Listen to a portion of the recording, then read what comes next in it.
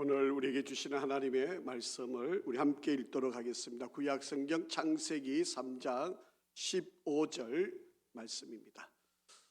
창세기 3장 15절 말씀을 우리 같이 한 음성으로 읽겠습니다. 시작.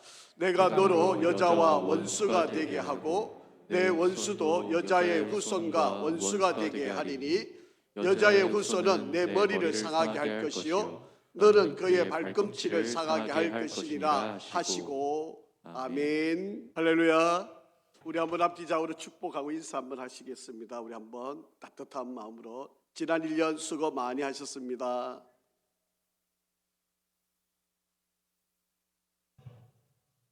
한 번 더 인사하겠습니다. 하나님 항상 선하십니다.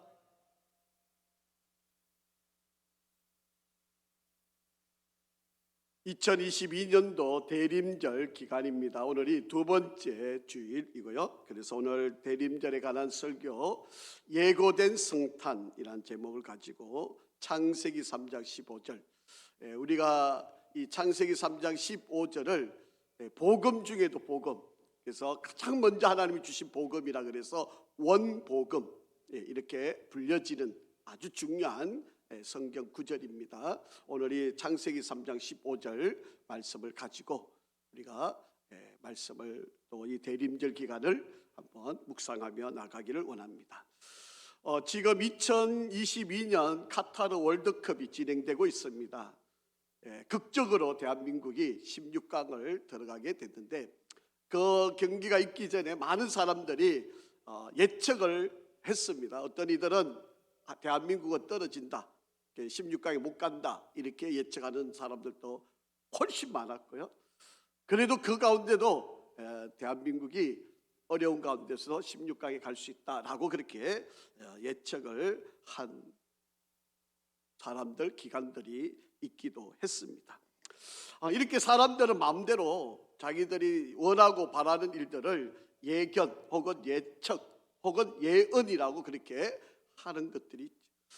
만약에 여러분, 내가 한 시간에 앞을 일어나는 일을 내가 알 수만 있다면 아마도 그 사람은 이 세계를 지배하고도 남는 능력 있는 사람이 될 수 있을 거라고 생각합니다. 누구나 예언할 수 있지요. 누구나 앞으로 일어날 일들을 예견할 수 있고 말할 수 있을 것입니다. 그런데 문제는 적중률이 얼마나 높으냐, 그렇게 예언한 또 예견한 일들이 얼마나 많이 맞느냐라고 하는 이야기입니다.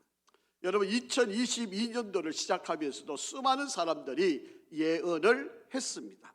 세계에서 아주 유명하다고 하는 6명의 사람이 원래 어떤 일이 일어날 것인가를 예언한 그런 기사도 있고요. 노스트라다무스라고 하는 사람도 2022년도에 일어날 일들을 이미 예언을 해놓은 사건입니다. 그때는 2022년도가 되면 전쟁과 무역 전쟁들이 일어나게 될 것이다, 무력 충돌이 일어나게 될 것이다, 이렇게 예언이 되어져 있습니다. 이 전쟁으로 인해서 전 세계적으로 기아가 급속하게 증가하게 될 것이고 이민자들이 많이 늘어나게 될 거다라고도 이야기합니다. 또 기후 조건으로 인한 전쟁도 발생하게 될 거다. 또 세계의 물가가 크게 오른다. 그래서 통제가 불가능한 그런 상황이 되어질 거다. 미국 달러가 급속하게 떨어지게 될 거다. 이런 많은 예측들이 있었습니다. 인민영감이라고 하는 책이 있는데요, 역사상의 최고 역술가 25명이 예측을 분석한 결과들인데 수많은 예측들을 하지만 이 책에 의하면 92%는 다 틀린 예언들이다. 맞는 것도 8%인데 그것도 신빙성이 낮은 것이다 라고 그렇게 기록을 해놓고 있습니다. 여러분, 많은 사람들이 예언을 하고 앞일에 대해서 예견도 하는데 과연 그것이 얼마나 맞느냐, 이것이 큰 문제이죠. 여러분, 성경에도 보면 예수님이 앞으로 우리에게 구원자로 오실 거라고 하는 예언들이 많이 기록이 되어져 있습니다. 특히 오늘 이 본문의 말씀은 창세기 말씀인데요, 우리가 잘 알고 있는 모세라고 하는 사람이 썼던 책이잖아요. 그리고 이 모세는 지금 우리가 살고 있는 이 시기로부터 4,000년 전의 사람이고요, 예수님에 관한 기록은 바로 2000년 후에 일어날 일을 예견하고 기록을 한 바로 그런 내용입니다. 그러니까 예수님이 이 땅에 오실 시기, 바로 그런 시기에 바로 이 이야기가 된 것이 아니고 훨씬 이전에 기록된 바로 그런 내용들인 것을 우리가 생각을 해본다면 과연 이 말이 얼마나 정확성이 있는가, 얼마나 이것이 옳은가라고 하는 것을 우리가 한번 생각을 해볼 필요가 있습니다. 자, 오늘 우리가 이 대림절을 지나가면서 예수님의 오심에 대한 예고된 이 말씀에 대해서 우리가 한번 세 가지를 한번 생각을 했으면 좋겠습니다. 첫째는요, 모세가 예수님이 여자의 후손으로 태어날 거라고 하는 바로 그런 예언을 했다라고 합니다. 예수님이 여자의 몸에서 태어날 거라고 하는 것을 예언해 놓은 바로 그 말씀. 그리고 예수님은 그 예언대로 바로 인간의 몸을 입고 그리고 여자의 후손으로 이 땅에 오셨다라고 하는 이야기입니다. 자, 오늘 본문의 말씀의 배경은 이렇습니다. 에덴 동산을 하나님이 창조하시고 아담과 하와를 지으셨습니다. 그리고 이 아담과 하와가 하나님께서 절대로 먹어서는 안 되는 선악의 열매를 따먹지 말라라고 하셨던 그 선악의 열매를 따먹는 바로 그런 사건이 일어나게 되고, 그 다음에 하나님께서 바로 이 아담과 하와에게 하셨던 말씀, 바로 그 말씀이 바로 이 창세기 3장 15절 말씀입니다. 자, 이전에 한번 잘 우리가 성경을 한번 보겠습니다. 창세기 1장 28절 말씀을 한번 보겠습니다. 우리 한번 같이 읽겠습니다. 시작. 하나님이 그들에게 복을 주시며 하나님이 그들에게 이르시되 생육하고 번성하여 땅에 충만하라. 땅을 정복하라. 바다의 물고기와 하늘의 새와 땅에 움직이는 모든 생물을 다스리라 하시니라. 아멘. 여러분, 이 말씀에 보면 언약이라고 하는 단어가 나오고 있지는 않는데, 하나님의 형상을 닮은 인간을 창조하시고 하나님께서 이렇게 살아라, 창조의 언약을 해놓으신 장면이 바로 이 창세기 1장 28절 말씀입니다. 우리 인간이 살아야 할 것은 이 세상 모든 우주 만물을 다스리면서 살도록 하나님이 우리를 지어놓으셨다는 거죠. 자, 그런데 아브라함 때에도 하나님이 이와 똑같은 말씀을 하셨고요. 그래서 아브라함의 후손들이 이 땅의 축복의 근원이 될 거다라고 그렇게 약속의 말씀을 해 주셨죠. 자, 마태복음 한번 읽어봅니다. 마태복음 8장 11절 시작. 또 너에게 이르노니 동서로부터 많은 사람이 이르러 아브라함과 이삭과 야곱과 함께 천국에 앉으려니와, 그렇게 말씀을 하셨습니다. 자, 그래서 하나님은 이 우주 만물에 하나님의 말씀을 잘 순종하여 살아가는 모든 인생들에게 복된 자들, 복 있는 자들로 살아가도록 하나님이 창조의 언약을 허락을 해 주셨습니다. 자, 그리고 난 다음에 창세기 2장 16절 17절 말씀해 보면 이렇게 하나님이 말씀하신 적이 있어요. 자, 한번 같이 읽어봅니다. 시작. 여호와 하나님이 그 사람에게 명하여 이르시되 동산 각종 나무의 열매는 너희가 임의대로 먹되 선악을 알게 하는 나무의 열매는 먹지 말라. 네가 먹는 날에는 반드시 죽으리라 하시리라 말씀하셨습니다. 여러분, 하나님께서 창조하시면서 너에게 복 있는 인생, 복된 자들로 이 세상을 다스리라 라고 말씀하셨고, 이 창세기 2장에 와서는 명령의 언약을 하시는 겁니다. 절대로 먹어서는 안 되는 선악의 열매를 따먹어서는 안 된다 라고 그렇게 말씀을 하셨던 것이죠. 자, 한번 보겠습니다. 여러분, 구약 성경에 보면 호세아서라고 있는데요, 이 호세아서 6장 7절 말씀을 한번 보겠습니다.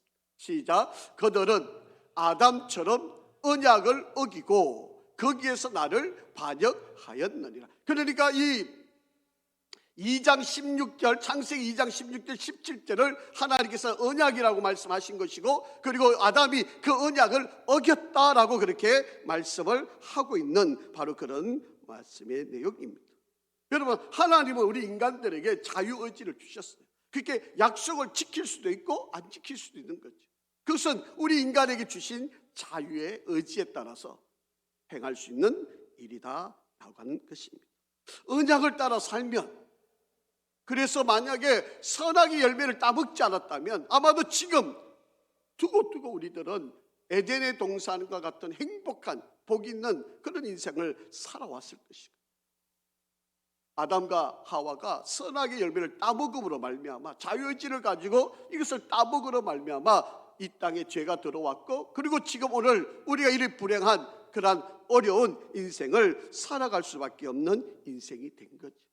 자, 그런 인생들에게 하나님께서 구속의 언약으로 우리를 구원하시겠다고, 이렇게 죄로 말미암아 우리가 고통 가운데 있는 인생들을 건져내시고 회복케 하시고 살려내시겠다고 말씀하신 것이 바로 이 창세기 3장 15절에 있는 말씀의 내용입니다. 여러분, 인생들이 죄를 지음으로 말미암아서 영생도 하나님과 교제도 영원한 축복도 누리지 못하는, 그래서 하나님의 생명이 우리와 단절되어 버려서 육적인 죽음, 그리고 영적인 죽음, 영원한 죽음이 우리 인간들에게 찾아오게 되었다라고 하는 거예요. 이 죄가 우리 인간 속에 들어옴으로 말미암아서 하나님과 단절, 교통이 단절되어져 버려서 영적 소경, 죄의 지배, 친죄 성향, 그게 죄를 지을 수밖에 없는 바로 그런 인생으로 살아갈 수밖에 없는 존재가 되었다라고 하는 거예요. 그래서 하나님께서 그런 인생들을 구원하시기 위해서 예수 그리스도를 보내시겠다고 바로 이 창세기 3장 15절에 예언되어진 바로 그 말씀의 내용입니다. 자, 여러분, 창세기에 나오는 이 뱀이라고 하는 단어가 나오는데요, 이 뱀이라고 하는 단어는 나하시라고 하는 단어인데, 쉿소리를 내다, 속삭이다, 점치다, 요술을 행하다 라고 하는 바로 그런 생물적인 뱀을 의미하는 게 아니고 바로 사탄을 의미하는 바로 그런 존재입니다. 이 뱀의 배후에서 인간을 유혹하고 죄를 짓게 하고 우리를 하나님과 단절시키게 하는 바로 그 모든 배후의 세력의 능력, 힘을 가지고 있는 존재가 바로 이 사탄이다라고 합니다. 그래서 요한계시록에 보면 이 뱀의 존재를 옛뱀 또는 사탄이다라고 그렇게 성경에 말씀하고 있는 것입니다. 그래서 인간들의 마음속에 이 사탄이 들어오면 끊임없이 하나님을 반역하게 만들고요, 그리고 인간을 불행하게 만드는, 결국에는 파멸시키는 바로 그런 존재가 된다라고 하는 것입니다. 바로 그런 존재가 여자의 후손입니다. 그래서 바로 이 아담과 하와의 후손들이 결국은 죄를 짓게 되고, 그 죄를 지은 그 존재들이 하나님과 반역할 수밖에 없는 바로 여자의 후손이 된다라고 하는 것입니다. 자, 그래서 오늘 본문에 보시면 앞에 여자의 후손이 나오고 뒤에 여자의 후손이 나오는데, 이것은 동일한 단어가 아닙니다. 앞에 여자의 후손은 바로 뱀의 유혹에 빠져버린 바로 그런 여자의 후손이고, 뒤에 나오는 여자의 후손은 앞으로 우리의 인류를 구원하기 위해서 하나님께서 보내실 바로 그 구원자가 태어나게 될 쓰임받는 여자의 후손을 이야기하는 바로 그런 말씀의 내용입니다. 그래서 장차 오실 우리의 구원자 되시는 예수 그리스도의 구원자, 그를 여자의 몸을 빌어서 이 땅에 오시게 된다라고 하는 것을 바로 이 말씀 속에 창세기 때부터 이미 예언되어진 바로 그런 말씀이다라고 하는 것입니다. 자, 성경 한번 읽어보겠습니다. 이사야서 7장 14절 시작. 그러므로 주께서 친히 징조를 너에게 주실 것이라. 보라, 처녀가 잉태하여 아들을 낳을 것이요 그의 이름을 임마누엘이라 하리라. 아멘. 여러분, 이사야서에 이미 예수님이 이 땅에 오시고 그의 이름이 분명하게 임마누엘이라고 그렇게 이름을 기록하여 예고를 하고 있습니다. 여러분, 이 임마누엘이라고 하는 뜻은 하나님이 우리와 함께 계시다라고 하는 뜻을 갖고 있는 이름입니다. 자, 그러니까 창세기 3장 15절 후반절에 나오는 여자의 후손이라고 하는 이분은 단순한 인간이 아니라 하나님이 인간의 몸을 입고 이 땅에 친히 찾아오시는 바로 그분이시다라고 하는 것을 예언하고 있는 말씀의 내용인 거죠. 자, 한번 보실까요? 마태복음 1장 23절입니다. 시작. 보라, 처녀가 잉태한 아들을 낳을 것이요 그의 이름을 임마누엘이라 하리라 하셨으니 이를 번역한 적 하나님이 우리와 함께 계시다 함이라. 그러니까 창세기 3장 15절에 기록되었던 말씀과 이사야서에 기록되었던 말씀이 마태복음에 와서 바로 이것이 그대로 실현되고 있는 바로 그런 내용으로 나타나 있다라고 하는 것입니다. 여러분, 누가복음에도 이런 내용의 기사가 그대로 기록이 되어져 있습니다. 자, 한번 보실까요? 누가복음 1장 27절 같이 읽습니다. 다윗의 자손 요셉이라 하는 사람과 약혼한 처녀에게 이르니 그 처녀의 이름은 마리아라 라고 그렇게 말씀합니다. 그러니까 하나님께서 이 다윗의 자손 중에 요셉이라고 하는 사람의 시대에 와서 바로 이 요셉과 약혼했던 마리아라고 하는 그 여인을 통한 일들. 자, 한번 보죠. 갈라디아서를 한번 보겠습니다. 갈라디아서 4장 4절 말씀입니다. 때가 차면 하나님이 그 아들을 보내서 어디에서요? 여자에게서 나게 하시고 율법 아래에 나게 하신 것은 그렇게 말씀합니다. 그러니까 여러분, 예수님이 창세기에 기록되어 예언되어졌던 그 말씀이 바로 마태복음에 와서 2022년 전에 예수님이 이 땅에 태어나실 때 처녀 여자의 몸에서 바로 하나님이신 예수가 바로 인간의 몸을 입고 이 땅에 오심을 예언된 것을 성취되게 하는 바로 그런 말씀의 내용입니다. 자, 3장 갈라디아서 3장 16절 말씀이에요. 이 약속들은 아브라함과 그 자손에게 말씀하신 것인데 여럿을 가리켜 그 자손들이라 하지 아니하시고 오직 한 사람을 가리켜 내 자손이라 하셨으니 곧 그리스도다. 그러니까 예수 그리스도만이 바로 하나님께서 예언하셨던 그 예언이 이루어지게 된 모든 것을 이야기하는 사실이었다라고 하는 겁니다. 여러분, 성경에 보면 예수님에 대한 예언이 300회 이상 기록이 되어져 있고 그것이 그대로 성취되고 있다는 사실을 믿으시기를 바랍니다. 그래서 창세기 때부터 하나님이 이 천지를 말씀을 하셨던 구원의 은혜를 말씀을 하셨던 부분입니다. 자, 두 번째로 예수님은 바로 예고되어진 우리의 죄를 대속하실 바로 대속주로 이 땅에 오셨다라고 하는 것입니다. 자, 15절 창세기 3장 15절 중간에 보면 이런 말씀이 있죠. 한번 같이 읽으실까요? 너는 그의 발꿈치를 상하게 할 것이니라. 여기서 너라고 하는 단어는 뱀을 이야기하는 사탄이고요. 그리고 그라고 하는 단어, 그의 발꿈치 할 때 그라고 하는 단어는 바로 여자의 후손에서 태어나실 바로 그리스도 예수를 의미하는 이야기. 사탄이 예수님의 발꿈치를 상하게 할 것이다 라고 그렇게 예언이 되어 있습니다. 바로 이 예언은 바로 예수님이 십자가에 달려서 고난을 당하시고 죽음을 맞이할 것을 예언한 바로 그런 사건입니다. 여러분, 예수님이 실제로 십자가에 달리셨고 손과 발에 못을 받으시고 머리에 가시관을 쓰시고 옆구리에 창에 찔림을 받으시는 바로 그런 고통, 고난, 바로 이것이 예수님에게는 상처를 주는, 예수님을 죽음으로 내모는 바로 그런 발꿈치를 상하게 하는 바로 그런 행위였다라고 하는 것을 이야기합니다. 그래서 여러분, 이 발꿈치라고 하는 것은 예수님에 대한 모든 도전, 이 사탄이 예수님에게 할 수 있는 모든 방해, 이 모든 것을 상징하는 바로 그런 의미입니다. 여러분, 한번 보세요. 예수님이 공생애를 시작할 때 40일을 금식하셨잖아요. 그 금식을 하고 난 뒤에 이 마귀가 예수님께 가까이 와서 속삭이잖아요. 네가 하나님보다 낫다. 네가 하나님처럼 될 수 있다.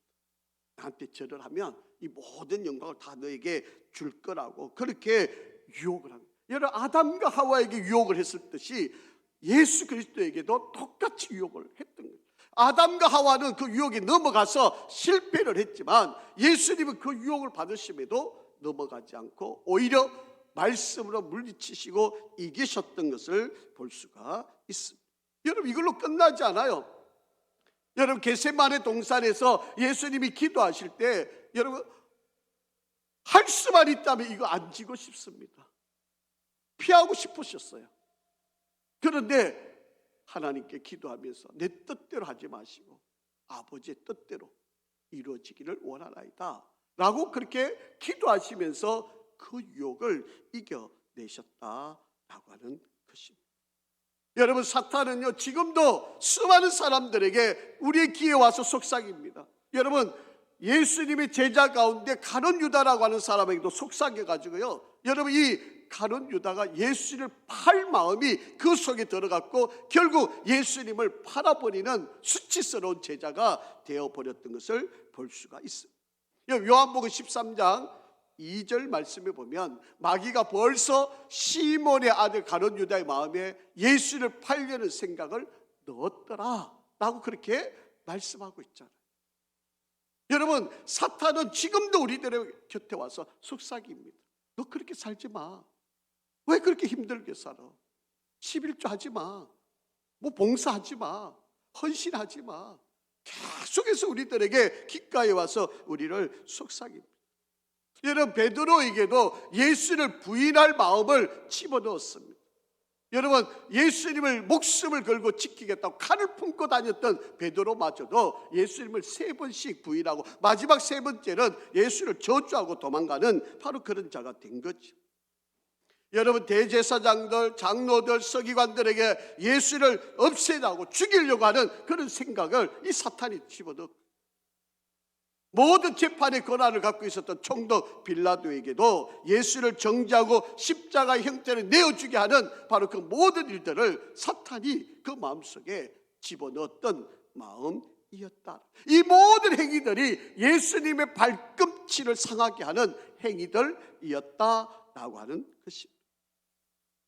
여러분, 예수님이 이 땅에 오셔서 우리의 죄를 대속하시기 위해서 우리 인간이 당할 수 있는 모든 수모와 아픔, 그 고통을 친히 다 담당하셨습니다.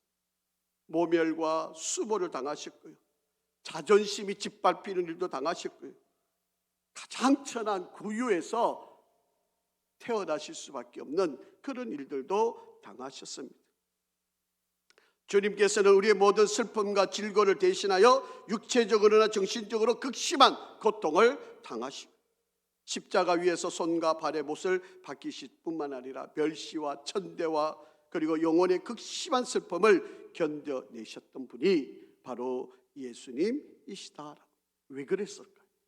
하나님이신 그분이 왜 이렇게 수모를, 멸시를 당하셔야만 하셨을까요? 성경은 이렇게 말씀하고 있습니다. 이사야서 53장 5절 말씀입니다. 한번 같이 읽습니다. 시작. 그가 찔림은 우리의 허물 때문이요 그가 상함은 우리의 죄악 때문이라. 그가 징계를 받음으로 우리는 평화를 누리고 그가 채찍에 맞음으로 우리는 나음을 받았도다. 아멘. 여러분, 예수님이 이 땅에 메시아로 오심은 바로 나 때문이에요. 우리 때문이에요. 우리의 죄를 대속하시려고, 나의 모든 죄를 다 담당하시려고 예수님이 바로 이 십자가의 못을 받으셨던 분, 죽음을 맞이하셨던 분이시다. 험이 없으신 분인데 나 때문에 제물이 되어주시기 위해서 초자연적인 하나님의 능력 곧 성령에 의해서 여자의 몸에 잉태되게 하시고 여자의 후손으로 이 땅에 오게 하셨다라고 하는 것입니다. 그래서 예수님이 이 땅에 오심, 바로 그것은 성령으로 되어진 일이다. 마태복음 1장 20절에 그렇게 기록을 하고 있습니다. 자, 그러면서 마태복음 1장 21절에 이렇게 기록한 거죠. 같이 한번 읽습니다. 아들을 낳으리니 이름을 예수라 하라. 이는 그가 자기 백성을 그들의 죄에서 구원할 자이심이라 하니라. 아멘. 여러분, 이 말씀을 사도 바울이 갈라디아서 4장 4절에서 5절에 이렇게 말씀을 합니다. 때가 참에 하나님이 그 아들을 보내사 여자에게서 나게 하시고 율법 아래서 나게 하신 것은 율법 아래에 있는 자들을 속량하시고 우리로 아들의 명분을 얻게 하려 하십니다 라고 그렇게 말씀하고 있습니다. 그렇기 때문에 원죄를 가지고 태어난 우리들을 용서하시고 그 죄를 사하여 주시고 우리를 하나님의 자녀, 아들 삼으시기 위해서 바로 우리들에게 대신해서 예수님을 여자의 후손으로 이 땅에 오게 하셨다. 그 예수를 믿기만 하면 여러분 우리는 어떤 죄를 지어도 다 용서함을 받고요. 그리고 용서함을 받을 뿐만 아니라 우리는 하나님의 자녀라고 하는 자녀의 신분을 얻게 되는 바로 그런 축복을 누리게 된다. 이뿐만 아니에요. 여러분 우리 하나님의 자녀가 되면 영원한 천국의 영생을 누리는 바로 그런 은혜를 누리게 된다라고 하는 것입니다. 그렇기 때문에 우리가 이 성탄절을 기다리고 이 성탄절의 기쁨은 다른 게 아니에요. 뭐 장사가 잘 되고 우리가 뭐 재밌고 뭐 즐겁게 시간 보내려고 하는 그런 의미의 성탄절이 아니라 바로 우리를 구원하려고 하나님께서 창세기 때부터 우리에게 약속하시고 기록해 놓으셨던 그 말씀의 내용들이 실현되어지고 이루어지는 바로 그 결과 나타난 일들. 그렇기 때문에 우리가 이 성탄절에 나의 모든 죄를 대속하시기 위해 이 땅에 오신 예수님을 기다리는 이게 기쁨이에요. 이게 우리를 복되게 만드는 길이다. 자, 세 번째로 예수님의 탄생을 예고했던 이것은요, 반드시 승리의 주가 되신다는 역사를 기록해 놨다라고 하는 이야기입니다. 자, 15장 하반절에 보시면 창세기 3장 15절 하반절에 보시면 이런 말씀이 기록되어 있습니다. 한번 같이 읽으시죠. 여자의 후손과 원수가 되게 하리니 여자의 후손은 너의 머리를 상하게 할 것이요. 여러분 앞에서는 그 여자의 후손 뱀이 발꿈치를 예수님의 발꿈치를 상하게 한다고 했잖아요. 그런데 지금 이 본문에 와서 보니까 결국 그 여자가 그의 머리 사탄의 머리를 여기 보니까 상하게 할 것이다 라고 그렇게 예언되어진 말씀입니다. 여러분 이 말씀은 어떤 의미인가 하면 반드시 승리한다는 이야기. 여러분 예수님이 십자가를 지셨던 곳이 어딘가요? 골고다 언덕이잖아요. 이 골고다라고 하는 것을 해석을 해보면 해골이라고 하는 뜻을 가지고 있습니다. 여러분 그 해골, 인간의 모든 죽음이 가득해 있는 바로 그곳에 십자가가 세워졌다라고 하는 이야기입니다. 여러분 예수님의 발꿈치를 상하게 했던 그들이 예수님께서 그 십자가에 죽으셨지만 3일 만에 부활하셔서 그의 머리를 찍어내리십니다. 여러분 사탄이 할 수 있는 최고의 무기는 우리를 죽음으로 내모는 거예요. 그렇지만 예수님은 죽음으로 끝나지 않으시고 3일 만에 부활을 하셨던 분이시다라고 하는 거예요. 여러분 사탄은요 이렇게 끊임없이 우리를 방해합니다. 한번 보시죠. 여러분 모세 시대에 모세가 태어날 때 여러분 이 바로 왕이 남자아이들을 다 죽이라고 합니다. 여러분 이게 무슨 의미가 있는지 아세요? 이스라엘의 후손을 끊겠다는 이야기입니다. 그러니까 예수 메시아가 탄생하지 못하고 남자아이를 다 죽이면 메시아가 탄생하지 못한다고 생각했으니까 그래서 모든 남자아이들을 다 죽이게 만드는 바로 그런 일들을 그럼에도 불구하고 하나님께서는 이스라엘 백성들을 모세를 통해서 광야로 인도를 해내셨지 않습니까? 여러분 다윗 시대 한번 와보세요. 아합과 다윗의 후손들이 살던 시대에 이 아합과 이세벨이 여러분 우상을 섬기게 만들고 하나님을 저버리게 만들고 그래서 하나님이 심판을 하시게 돼요. 그래서 이스라엘 백성들이 바벨론 아수르의 포로로 잡혀가고 결국 이스라엘이 멸망을 당하는 바로 그런 그래서 이스라엘을 완전히 멸망시키려고 그들을 노예로 포로로 끌고 갔는데 하나님께서 70년 만에 그들을 다시 돌아오게 만드셨어요. 예수님이 태어나실 때도 사탄은요 헤롯 왕을 통해서 모든 2살 이상 아래의 남자아이를 다 죽이라고 그렇게 명령을 내렸던 것을 볼 수가 있습니다. 여러분 다윗의 후손이 되는 요셉이라고 하는 사람도요 이 당시에 만약에 마리아가 아이를 낳으면 자기와 이 성관계를 하지도 않았는데 마리아 처녀의 몸에서 아이가 임신을 하게 되고 이 아이가 태어나면 이 마리아가 돌에 맞아 죽어야 돼요. 그 당시의 관례로 보면 돌에 맞아서 죽어야 되는 바로 그게 요셉 입장에서 얼마나 근심이 많았겠습니까? 내 사랑하는 여인이 돌에 맞아서 죽어야 되는 바로 그런 고통을 안겨주는 그런 상황에 이르렀다는 이 모든 일의 방해 요소, 그리고 결국에 십자가의 못을 받고 결국은 예수 그리스도를 죽음으로 이끌었던 이 사탄. 그래서 자기는 이겼다고, 자기는 승리했다고 그렇게 여겼던 사탄이. 그런데 예수님께서는 그 죽음을 뛰어넘으시고 부활을 하셨다라고 하는 이야기입니다. 여러분, 그런 예수님의 발꿈치를 상하게 했지만 예수님은 그의 머리를 누르게 하는 승리의 영광을 이루게 하셨다라고 하는 것. 자, 요한계시록 한번 보실까요? 요한계시록 12장 9절에서 10절입니다. 큰 용이 내쫓기니 옛뱀 곧 마귀라고 하고 사탄이라고도 하며 온 천하를 깨는 자라. 그가 땅으로 내쫓기니 그의 사자들도 그와 함께 내쫓기니라. 내가 또 들으니 하늘에 큰 음성이 있어 이르되 이제 우리 하나님의 구원과 능력과 나라와 또 그의 그리스도의 권세가 나타났으니 우리 형제들을 참수하던 자 곧 우리 하나님의 앞에서 밤낮 참수하던 자들이 쫓겨났고, 그렇게 됐어요. 끊임없이 예수님을 비방하던 자들이 결국에는 다 쫓겨나고 예수님이 결국은 승리하셨다라고 하는 것입니다. 여러분, 이것이 시편에도 예언이 되어 있어요. 시편 91편 13절 말씀입니다. 네가 사자와 독사들을 밟으며 젊은 사자와 뱀을 발로 누르리라. 결국에는 주님이 승리하신다라고 하는 거죠.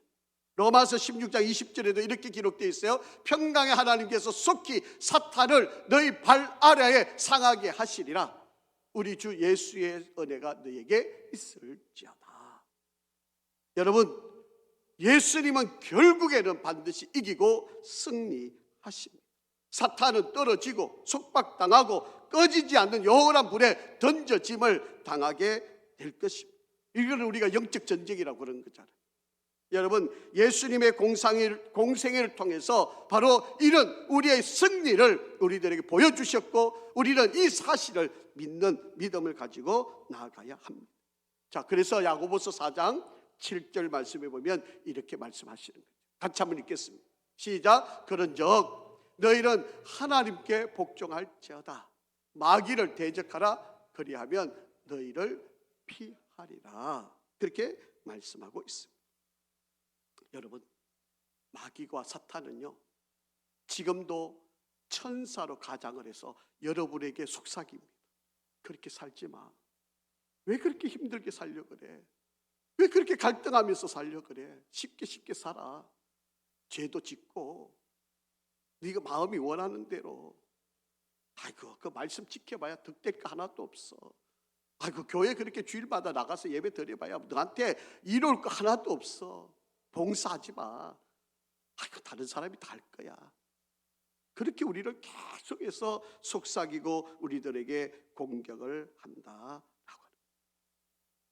여러분, 예수님의 탄생은 창세 때 4,000년 전에 예언되어진 대로 예수님이 오셨고 그 예수님은 메시아로 나의 주로 나의 하나님으로 오셨음을 믿으시기를 바랍니다.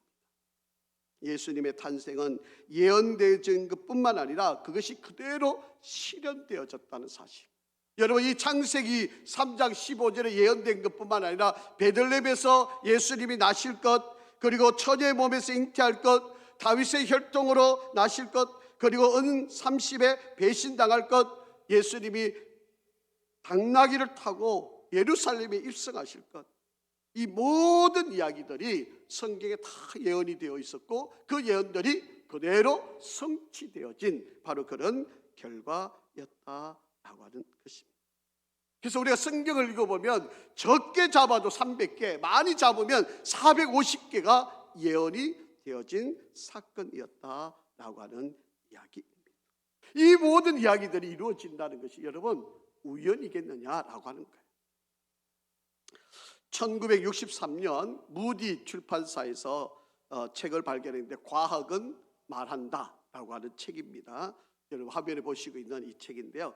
미국 과학협회라고 하는 곳에서도 검토를 다 해봤고 이 책의 내용들을 그대로 인정을 하고 수학적인 확률 법칙으로도 충분히 맞다. 그러면서 이 책 속에 보면 이런 내용이 있습니다. 예수님의 탄생에 관한 예언들이 우연히 이렇게 맞아질 적중에 대한 가능성이 있겠느냐라고 하는 질문이죠. 이것을 수학적으로 한번 이렇게 풀어보니까 10대 17승분의 1 정도 확률이라는 거죠. 이 확률이 어느 정도인가 하면 여러분 텍사스라고 하는 미국의 주가 있는데 우리 한반도의 3.5배입니다. 이 남북을 다 합친 땅에 3.5배 정도 되는 이 한반도에 1달러 동전을 표시를 하나 해가지고요. 1달러 동전을 이 5피트 그러니까 약 한 정도 높이로 이 동전을 텍사스 전체 다 깔아 놓는 거예요. 그 중에 내가 이 텍사스 그 전체 이 5피트 되는 높이에 깔아 놨던 이 동전을 내가 발을 다니다가 우연히 동전 하나를 집어냈는데 그게 내가 표시한 걸 찾아내는 거예요. 이 확률이 바로 이 성경이 이루어진 확률과 같다. 사람들이 그렇게 생각을 하는 거예요. 여러분 하나님의 말씀이 이대로 그대로 실현이 된다고 하는 이 사실은 대단하게 놀라운 일일 수밖에 없다라고.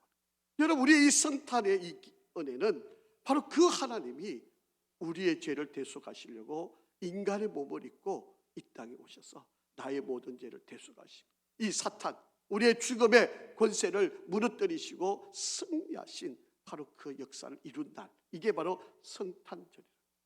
그렇기 때문에 여러분 이 대림절을 기다리는 동안 여러분 이 성탄의 은혜를 여러분 한번 잘 묵상을 하시고 이 성탄이 나와 어떤 관계인가 이것을 한번 여러분이 잘 묵상을 해보는 은혜가 있기를 간절히 바랍니다. 자, 성경 한번 더 읽어보죠. 누가복음 2장 14절 말씀입니다. 지극히 높은 곳에서는 하나님께 영광이요 땅에서는 하나님의 기뻐하신 사람들 중에 평화로다. 아멘. 여러분 지금 얼마나 많은 사람이 슬픔에 있습니까? 많은 사람들이 어려움에 있고요, 고난 가운데 있고 또 육신의 질병으로 또 여러 가지 미래가 불투명해서 또 어려운 시험들 고난들 겪고 있는 이들이 얼마나 많이 있는지 모릅니다. 그런데 이 모든 이들에게 예수님께서 평화를 주시기 예수님이 오셨다. 그게 바로 저와 여러분에게 오신 거고 이 사실을 아직도 모르는 우리 주변의 이웃들에게 바로 이 사실을 알리는 것이 바로 이 성탄절의 깊은 의미다라고 하는 거예요. 그래서 누가복음 1장 47절 48절을 보면 이 성탄의 첫 경험자였던 마리아, 이 마리아가 이렇게 고백을 하는 거죠. 내 마음이 하나님 내 구주를 기뻐하였음은 그의 여종의 비천함을 돌보셨습니다. 보라 이제 후로는 만세의 날을 복이 있다 일컬으리로다. 처녀가 아이를 임신을 했고 이 아이를 낳아야 되는 이 고통이 그때는 숨어 있을지 모르지만 이 아이를 통해서 온 인류가 구원을 받는. 그러니까 마리아를 여러분 천주교에 가면요 마리아를 얼마나 숭상합니까? 심지어는 마리아 이름으로 기도까지 하는 거예요. 이게 잘못된 거긴 하지만 여러분 이렇게 사람들이 마리아를 숭상하는 그런 일들까지 벌어지는 일들이 된 거예요. 사랑하는 성도 여러분, 이 성탄절 대림절 기간 가운데 예수님이 우연히 어쩌다가 이 땅에 오신 분이 아니라 바로 아담이 죄를 범한 이후에 하나님이 창세 이후 4,000년 후에 이루어질 일들을 이미 하나님께서 예언을 하셨다. 바로 그런 말씀의 역사.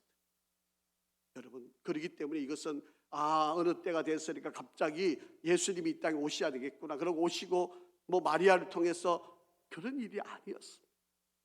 하나님의 철저한 계획, 하나님의 인도하심이 이루어지니 우리 이 성탄절을 준비하면서 하나님께서 우리에게 이런 귀한 은혜를 주셨구나, 이거를 소망하고 이 기쁨을 이웃들에게 지금도 슬픔에 있고 좌절 가운데 있고 낙담하고 있는 이웃들에게 바로 이 예수를 전하는 것이 바로 이 대림절 기간이 되어지고, 저와 여러분에게도 이 평화와 기쁨이 가득하기를 주의 이름으로 축복합니다. 아버지 하나님, 은혜와 사랑을 감사합니다. 예수님이 오시기 4,000년 전에 예수님께서 인류를 구원하시기 위하여 하나님의 그 놀라운 예언에 대한 말씀을 묵상하며 우연히 이루어진 사건이나 일들이 아닌 하나님의 철두철미한 계획이었음을 믿습니다. 우리를 구원하시려고, 죄로부터 해방하시려고, 죽음의 권세를 이겨내시려고 우리에게 찾아오신 예수님, 지금도 고난과 슬픔과 안타까움에 있는 이웃들에게 이 기쁜 소식을 전하고 이 복음을 전하는 은혜가 있게 인도하여 주시옵소서. 이번 대림절 기간 우리 온 성도들이 예수님이 이 땅에 오심이 정말 우리에게 큰 기쁨, 평화, 또 은혜가 되고 구원이 되는 기간이 되게 하시고, 아직도 알지 못하는 우리 이웃들에게 이 복음을 전하는 놀라운 은혜가 있게 인도하여 주시옵소서. 예수 그리스도의 이름으로 기도합니다. 아멘.